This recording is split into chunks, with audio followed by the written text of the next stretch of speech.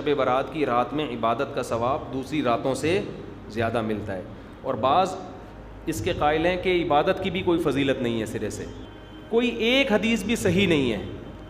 ہاں یہ ضرور ہے کہ شب برات کی رات کی عبادت پہ کئی ضعیف حدیثیں ہیں, تو اس لیے محدثین کا اصول ہے کہ جب بہت ساری ضعیف حدیثیں جمع ہوتی ہیں تو درجہ حسن تک پہنچ جاتی ہیں. اس لیے جمہور اس کے قائل ہیں کہ اس رات عبادت کرنی چاہیے, دوسری راتوں سے اس رات عبادت کا ثواب زیادہ ہے.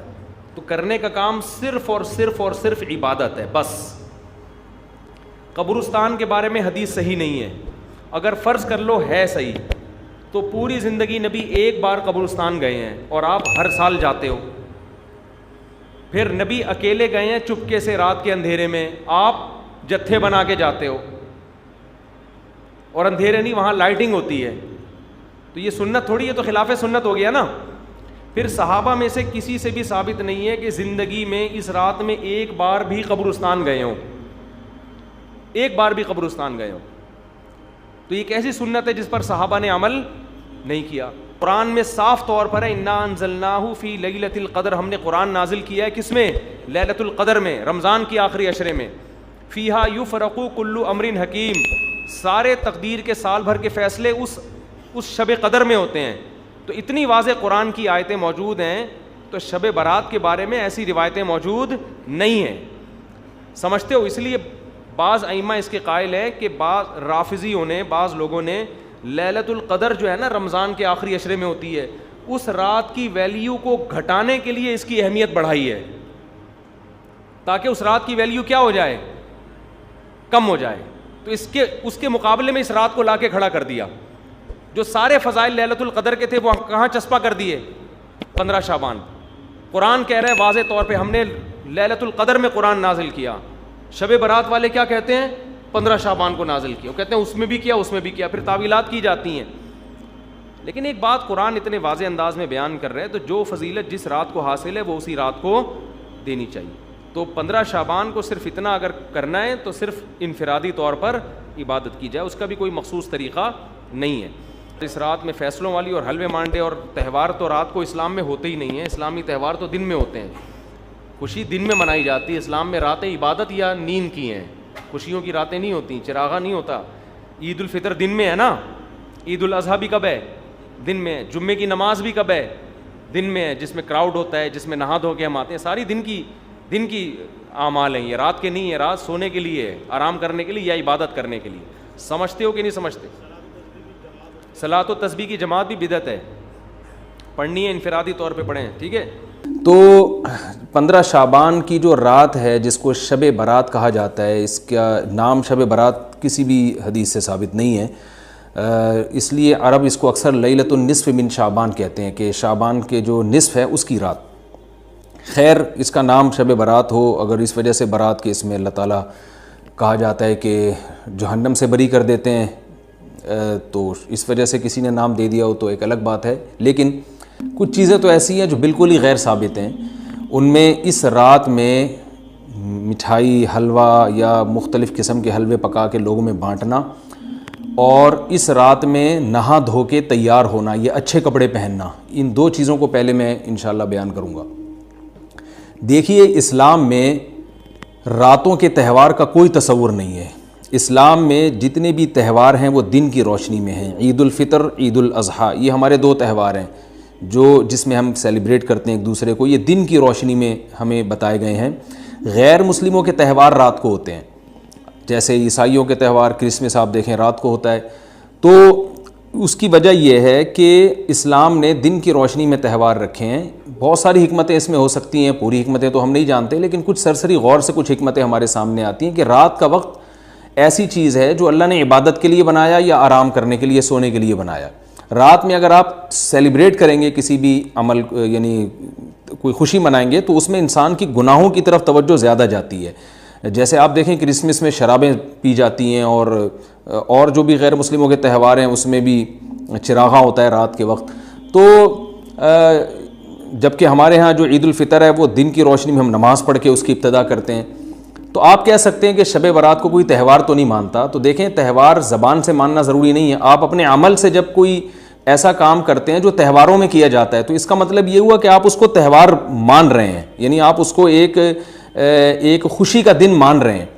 تو نہانا دھونا یا کھانے پکا کے لوگوں میں تقسیم کرنا یا خود کھانا، اور خاص طور پہ حلوہ یعنی میٹھا، یہ چیزیں تہواروں کے موقع پر ہوتی ہیں. جیسے ہم عید الفطر والے دن صبح سویاں بناتے ہیں، میٹھا بناتے ہیں، کھاتے ہیں، لوگوں کو کھلاتے ہیں، نہاتے ہیں، اچھے کپڑے پہنتے ہیں. جمعے والے دن بھی، جمعے میں بھی عید کا عنصر ہے، حدیث میں اس کو بھی عید قرار دیا، اس دن بھی ہم نہا دھو کے کپڑے پہنتے ہیں. اور اسلام میں تہوار کا ٹائم دن میں ہوتا ہے. عید الفطر، عید الاضحیٰ ہے جس میں ہم دن میں قربانی کرتے ہیں اور کھاتے ہیں، پیتے ہیں، نہاتے ہیں، دھوتے ہیں. راتوں کے یہ کام نہیں ہے، رات کو آپ سوئیں یا عبادت کریں. تو ایک چیز تو یہ تھی جو میں بتانا چاہ رہا تھا. دوسری چیز، اس رات کو قبرستان جانا. دیکھیے اس بارے میں حدیث پیش کی جاتی ہے، مشہور حدیث ہے، لوگ سنتے رہتے ہیں کہ نبی صلی اللہ علیہ وسلم رات کو اٹھے اور امی عائشہ رضی اللہ تعالیٰ عنہ بھی آپ کے پیچھے چلی گئیں، اور آپ صلی اللہ علیہ وسلم جنت البقیع میں مغفرت کی دعا مانگ کے تشریف لے آئے واپس. تو یہ حدیث انتہائی درجے کی ضعیف حدیث ہے.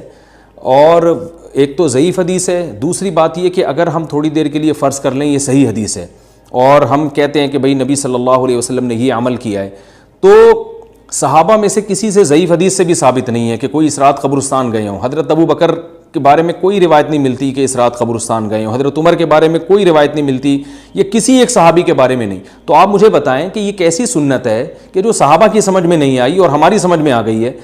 تو مشرکین مکہ یہ کہا کرتے تھے لو کان خیرا ما سبقونا الیہ، قرآن مجید کی آیت ہے کہ اگر یہ اسلام میں کوئی خیر ہوتی تو یہ صحابہ ہم سے پہل نہ کرتے. یہ صحابہ نے ہم سے پہل کیا ہے، اس کا مطلب ہے یہ اسلام خیر کا کام نہیں ہے. تو مشرکین کو صحابہ سے چونکہ نفرت تھی، اس لیے کہتے تھے کہ یہ چونکہ اسلام کو فالو کر رہے ہیں تو یہ اس کی علامت ہے کہ اسلام خیر نہیں ہے، کیونکہ خیر میں تو ہم صحابہ سے آگے ہوتے ہیں. اپنے بارے میں ان کا یہ اس خوش فہمی میں مبتلا تھے وہ. لیکن ہماری رائے کیا ہے؟ ہم یہ کہتے ہیں کہ لو کان خیرا لسبقونا الیہ. وہ کہتے تھے لا سبقونا، ہم کہتے ہیں لسبقونا، کہ اگر کوئی بھی خیر کا کام ہے تو صحابہ ہم سے ضرور اس میں پہل کریں گے. یہ ہو نہیں سکتا کہ خیر کا کام وہ ہم کریں اور صحابہ نے نہ کیا ہو. تو اسی طرح میں یہ عرض کرتا ہوں کہ دیکھیں اگر قبرستان جانا اس رات میں سنت عمل ہوتا تو صحابہ یقیناً جایا کرتے. کوئی ایک صحابی تو گیا ہو، یہ کیسی بات ہے جو صحابہ کی سمجھ میں نہیں آئی اور ہماری سمجھ میں آ رہی ہے اور ہم قبرستان جا رہے ہیں اس رات کو. فرض کر لیں کہ نبی قبرستان گئے ہیں اور یہ قبرستان جانا سنت ہے، تو نبی کس طرح گئے ہیں اور کتنی دفعہ گئے ہیں؟ نبی رات کو چپکے سے اٹھ کے گئے ہیں، کوئی کسی کو آپ نے جمع نہیں کیا، کسی کو بتایا تک نہیں، جو اس حدیث سے پتہ چل رہا ہے ہمیں، اگرچہ یہ ضعیف حدیث ہے لیکن فرض کر لیں یہ صحیح ہے. تو کہیں پتہ بھی نہیں چل رہا، چپکے سے قبرستان گئے اور چپکے سے واپس آئے، اور پوری زندگی میں ایک دفعہ گئے. جبکہ ہمارے ہاں ہر سال قبرستان میں لوگ جا رہے ہیں، جب بھی شب برات آتی ہے لوگ قبرستان جاتے ہیں ہر سال. نبی ایک دفعہ گئے اور آپ ہر سال جا رہے ہیں.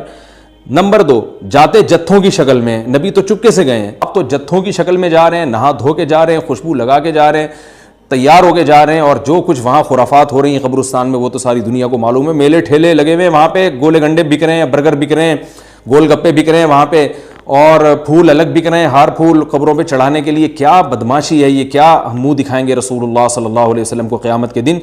آپ کے سامنے کیا وہ حدیث نہیں ہے کہ نبی صلی اللہ علیہ وسلم نے فرمایا کہ روایت میں آتا ہے کہ کچھ لوگ قرب میدان حشر میں آئیں گے تو ان کے چہرے ایسے ہوں گے جیسے میری امت کے چہرے ہوتے ہیں، میری امت کی شکل ہوتی ہے. حدیث کا مفہوم میں بیان کر رہا ہوں. تو جب وہ حوض کوثر کا پانی پینے کے لیے میرے پاس آئیں گے تو فرشتے ان کو بھگائیں گے، سحقن سحقن. تو آپ صلی اللہ علیہ وسلم پوچھیں گے یہ تو میری امت ہے، آپ تو فرشتے کیا کہیں گے کہ یہ آپ کی وہ امت ہے جنہوں نے آپ کے دنیا سے جانے کے بعد دین میں ایسی چیزیں ایجاد کر لی تھیں جن کا آپ نے حکم نہیں دیا. تو آپ کیا فرمائیں گے؟ سحقن سحقن، دور کرو ان سے. تو ایسا نہ ہو کہ ہم قیامت کے دن رسول اللہ صلی اللہ علیہ وسلم کی شفاعت سے محروم ہو جائیں. تو اللہ کا واسطہ قبرستان مت جائیں اس رات، گھر میں بیٹھیں آرام سے، یہیں بیٹھ کے میت کے لیے مغفرت کی دعا کریں. اور اگر آپ سمجھتے نہیں یہ حدیث بالکل صحیح ہے اور جانا لازمی ہے تو پھر تنہائی میں جائیں، ایسے قبرستان کا انتخاب کریں جہاں آپ کے علاوہ کوئی بھی نہ ہو، اور پھر چپکے سے جائیں اور پتلی گلی سے واپس آ جائیں. آپ بعض لوگ کہتے ہیں اس میں حرج کیا ہے کہ ہم 15 شعبان کو بھی فرض کر لیں، اس میں قرآن نازل ہوا اور لیلۃ القدر میں بھی. بھائی اس سے لیلۃ القدر کی ویلیو کم ہوتی ہے. اللہ تو لیلۃ القدر کی ویلیو بڑھا رہے ہیں کہ یہ ایسی رات ہے جس میں 1 سال کے فیصلے بھی کر دیے جاتے ہیں اور اس میں قرآن مجید کا نزول بھی شروع ہوا. تو جس رات کو اللہ نے جو پروٹوکول دیا ہے وہی پروٹوکول اس کو دینا چاہیے، آپ اس کو کسی اور رات کو نہ دیں وہ پروٹوکول.